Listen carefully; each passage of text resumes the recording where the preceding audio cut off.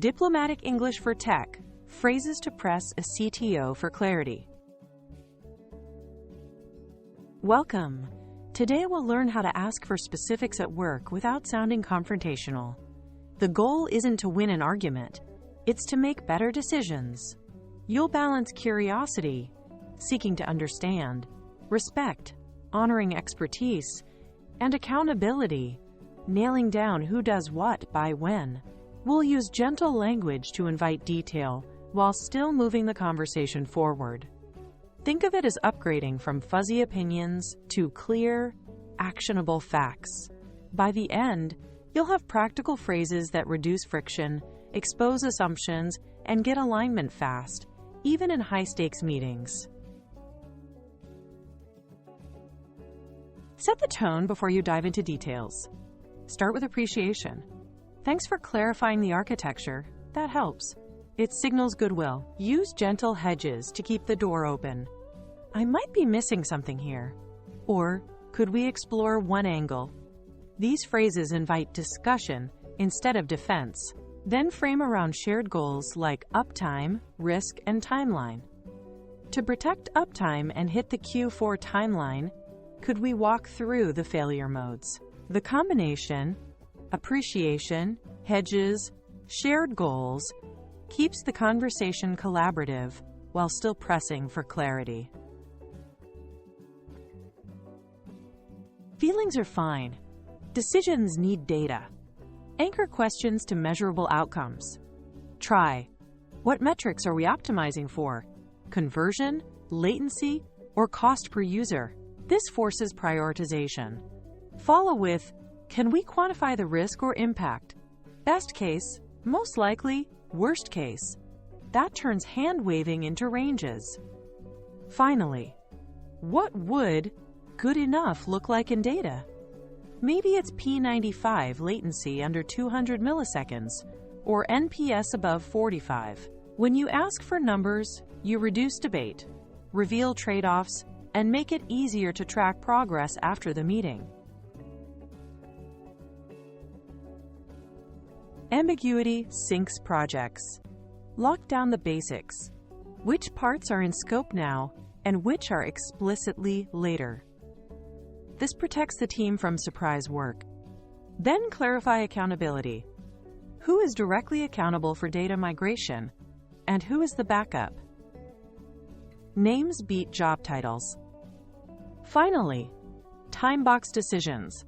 What is the decision date? And what criteria decide go, no-go?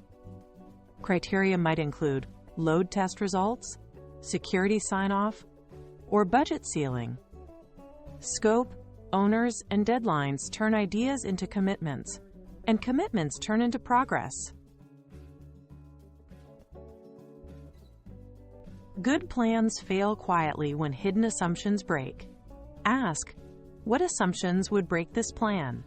Examples, stable API, vendor SLA, or traffic forecasts. Then prepare a safety net. What's our rollback or plan B? Maybe it's feature flags, dark launch, or revert to the previous version. Map the weak links. What dependencies could delay us? Security review, partner approval, data access. By naming assumptions and risks early, you reduce surprises later and give leadership confidence that the team is thinking ahead. Stress test the plan constructively. Use a forcing function. If we had to ship in 2 weeks, what drops? You'll uncover priorities and hidden complexity. Compare options explicitly. What do we gain or lose with option A versus B? Look at cost, speed, risk, and user impact. Then de-risk delivery. Is there a lower risk pilot or thin slice? A beta to 5% of users, a sandbox trial, or a manual workflow can validate value fast. These prompts make trade-offs visible, and visible trade-offs are easier to manage. Language can calm or inflame. Prefer I and we over directives. I'm concerned about the error rate. Could we review last week's logs? Avoid you should which triggers defensiveness. Ask for concrete examples. Could you show a case where this approach handled a spike?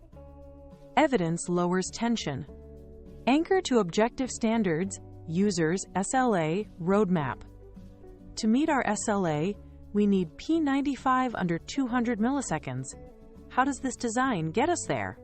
Facts and shared goals keep the conversation productive, even under pressure. Use this flow. Appreciate right pointing arrow. Clarify right pointing arrow. Quantify right pointing arrow. Commit. Example. Thanks for the update. I might be missing a detail. Could we confirm what's in scope? What metric defines success? If we agree, who owns the next step and by when? Keep it tight. One ask per question, then pause and listen. Close the loop by documenting decisions with owner, metric, and date in the notes or ticket, the takeaway. Push for clarity without triggering conflict, and you'll speed up decisions while strengthening trust.